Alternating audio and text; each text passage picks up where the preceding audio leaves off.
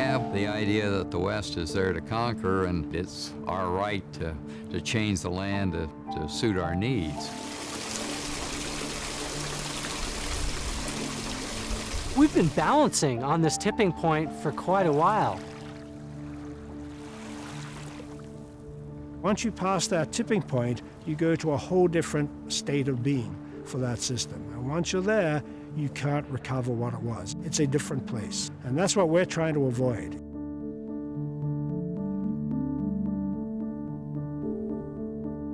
The lake is in peril, and there is a real sense of urgency to do something because we're afraid if we get too far down the road that we might not be able to turn the ship around. If nothing was done, if we said it's too expensive, we'll wait a few years, what will happen is clarity will continue to decline. And eventually, Lake Tahoe will not be that special place. Everybody loses if the quality of this lake declines.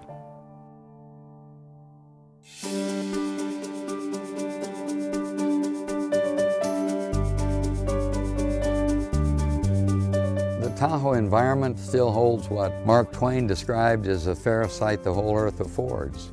It's a remarkably beautiful lake. Lake Tahoe is unique in the world. It's one of the deepest lakes in the world, it's one of the largest lakes in the world, and it's one of the clearest lakes in the world. When I come up over the pass and there's this huge body of water, it literally takes people's breath away.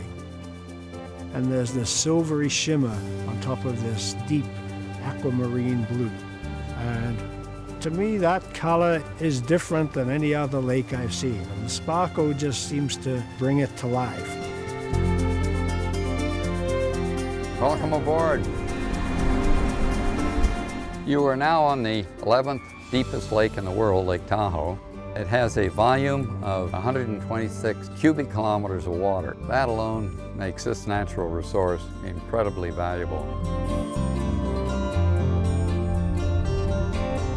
If you bottled up Tahoe and got the going prices for bottled water, it would be worth about $3 trillion. Almost enough to take care of the national debt. And it's drinkable.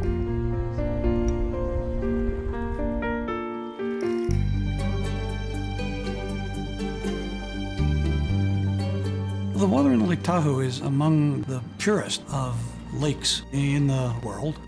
it's Tahoe's spectacular clarity that really sets it apart. If you had to ask people who study lakes to write down a half dozen lakes that they know about or would emulate, Tahoe would be on everybody's list. Lake Tahoe is an outstanding national resource water. It's one of 2 water bodies in the state of California to have that designation. Lake Tahoe is the only water body in the state of Nevada that has the designation as a water body of extraordinary aesthetic and ecologic value. The reason that Tahoe has this incredible clarity is it's kind of a unique formation. It's this huge volume of water with a relatively small watershed. One of the unique things about being out on Tahoe is when you're out here and you look around, you can see the entire watershed. This is unusual for most lakes. So when it rains or when it snows, most of it tends to happen on the lake surface. The clarity of the lake, the pristine nature of the Tahoe Basin is absolutely an attractor. There's a lot of folks out there that recognize that Lake Tahoe is a very special place in terms of its natural resources. You hear about Tahoe being so clear and just so blue, but you don't really believe it until you see it. I'm going to get the Secchi disc ready to go.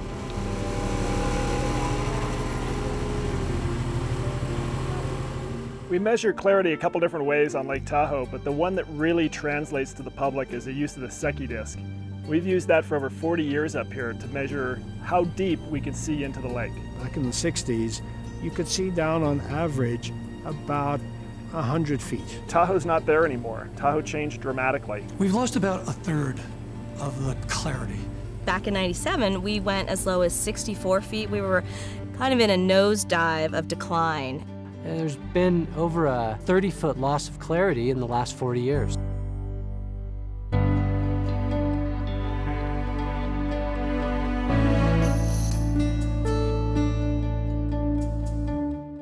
I think we've always recognized the need for a very comprehensive scientific approach to saving Lake Tahoe. So for as long as I've been involved with research and science at Tahoe, there's been acknowledgement that we're going to have to remove pollutants in order to improve clarity.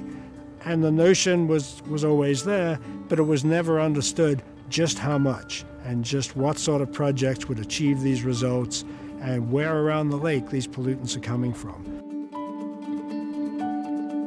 Total maximum daily load, what is that? The Lake Tahoe TMDL is a restoration planning effort that seeks to better understand the causes for the clarity loss, to determine how much pollution needs to be reduced by, and to develop a cost-effective, workable solution to the problem.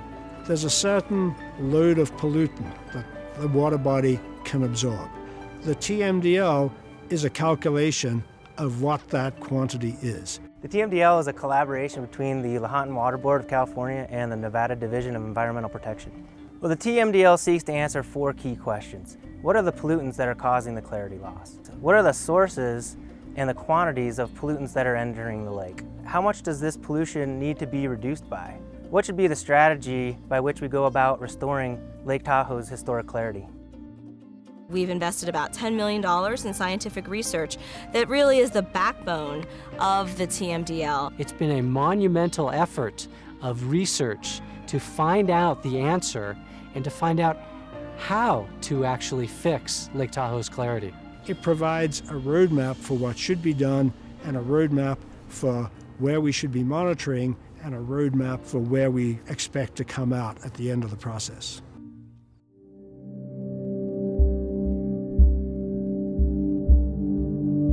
Those pollutants are nitrogen, phosphorus, and fine sediment.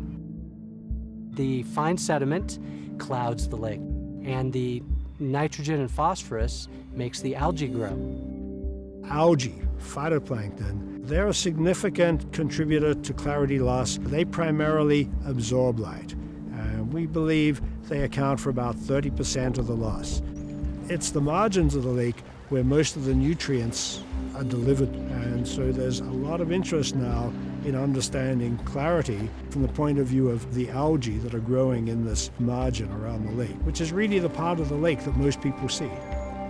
But the largest contributor to clarity loss are inorganic particles. So this is fine silt and fine clay, and the important part of particles and light scattering is it prevents you from seeing into the water. These particles are literally invisible by themselves. So the ones that have the largest effect on light scattering are in the range of 1 micron to 8 micron. So we're talking about a particle that's 1/100th the diameter of a hair. They're so light and they're so small that the kinetic energy in the lake actually keeps the particles in suspension for a long period of time until they finally settle out. If we can solve the input of particles into Tahoe, then we've solved the problem of restoring clarity.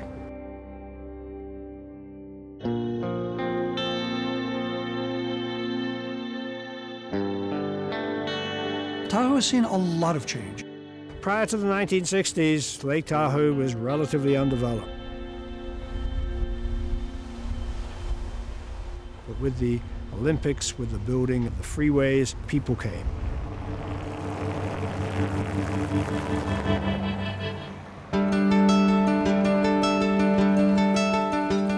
What they brought with them were impervious surfaces that water doesn't soak into but runs off. So they would be the highways and the parking lots, the driveways, everything that we drive on and really live on.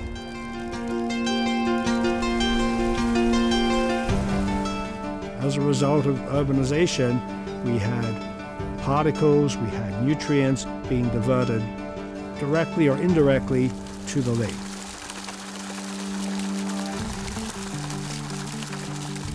We've paved a lot of these surfaces, and we're driving, and we compact the soils as we use, we use the lands for different purposes. Then we mobilize those particles.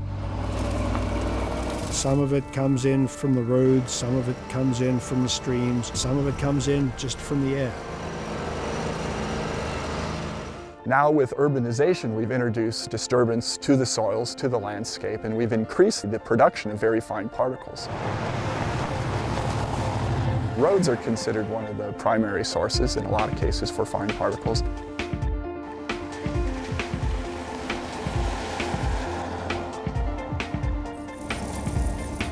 Roads present a hard surface, and the soils and the materials come down to the road, and the cars pass over the road, and it acts, think of it like a mortar and pestle.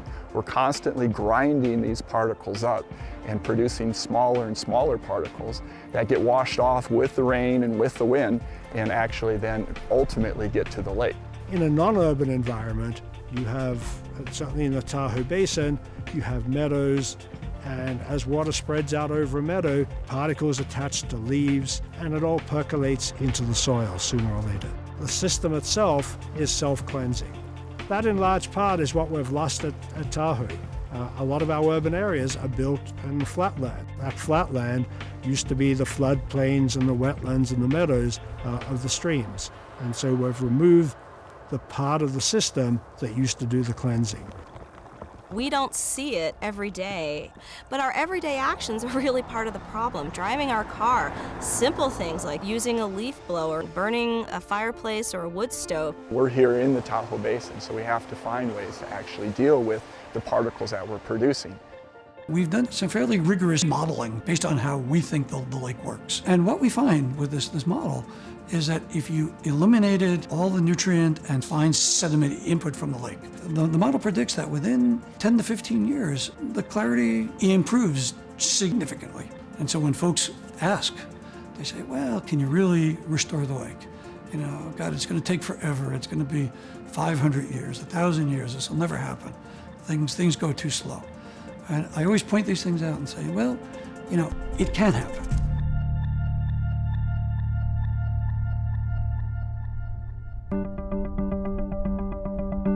The Clarity Challenge really came out of the work on the TMDL. So the two state agencies, the Lahontan Water Board and Nevada Division of Environmental Protection, were looking at how to approach this in bite-sized chunks.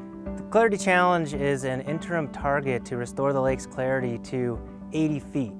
The science indicates that we're going to need about a 32% reduction in fine sediment particles over the next 20 years. Now the reason that this is so important is because this is the level that scientists believe actually indicate that we've halted the declining trend in clarity and we've actually started the restoration.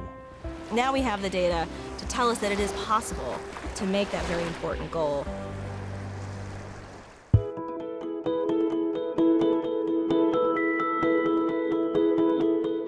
The TMDL science shows that if we continue to keep doing what we're doing, we're not going to make the Clarity Challenge. We have to go above and beyond what we've done today. So we're looking at improving infiltration processes. We're also looking at more innovative technologies, things like large stormwater treatment facilities. This doesn't underplay the importance of individual homeowners doing their part, but I think to actually get back to where we want to go, we may have to start to think outside the box. One example of using better technology would be street sweepers. We view the sweepers as being a mobile BMP. This is the fine materials that come out of the new generation style sweeper. Old style sweepers would not pick this up. It'd just redistribute it back into the atmosphere. We really need to focus on those high loading areas, which really come down to the densely developed areas and all those roads and disturbance in the basin. Well, the plan is to continue the BMP retrofit program for all the residences, and that's a key component to this. Best management practices are a tool that allow us to make up for the changes we've made, the disturbances we've made to the natural watershed. Well, I'm doing my part, of course, to save Lake Tahoe. I've got no brown, muddy water, surface flow taken off my property. BMPs are part of the way of life up here. It's an investment in the future of the property value, because if the lake were to continue to lose clarity, all the property values here would fall. Restore Lake Tahoe is a tremendous job. It's by no means easy. I don't think anybody thinks it's going to be easy. It takes a lot of work, and it takes work from everyone. We've estimated that it will cost about $1.5 billion to meet the clarity challenge, to do the erosion control and the stormwater management and all the other techniques that we have in mind. And that's a big chunk of change for the next 15 to 20 years, but it is consistent with what we've already invested. We do have a very important responsibility. It's a privilege to live at Lake Tahoe, and that comes with the responsibility to take care of this place and to leave it in better shape than we found it. Every single person can make a difference, whether it's jumping on mass transit, using the bus one day instead of driving your car, riding your bike, making sure when you're burning your wood stove that it is a clean burning wood stove, picking up after your pet. It's the cumulative impacts of what we do every single day that adds up to pollution at Lake Tahoe. And while it might not seem like a lot, it actually is when you consider the thousands of people that live here and the millions of visitors that we've got coming to Lake Tahoe on an annual basis. The information's out there. Learn about what's going on with water quality restoration and be part of the solution. If you think about all the thousands of years of Lake Tahoe being pristine, it really was a very short window of time where we almost ruined it. And I think we could all be very proud if we were the generation who put our foot down to say, this is what we need to do. We're going to make the investment. We're going to protect Lake Tahoe for the future so that those who come after us can still appreciate this beautiful place. I could go on and on about the problems and how it's changed, but it's still so much better than so many other parts of the world, which is what makes Tahoe so special, is that we haven't lost it. Everyone has finally recognized that it's in everybody's best interest to keep this lake clear, blue, and beautiful to visit. I hope our legacy as the stewards of Lake Tahoe will be that we were the ones that turned the corner.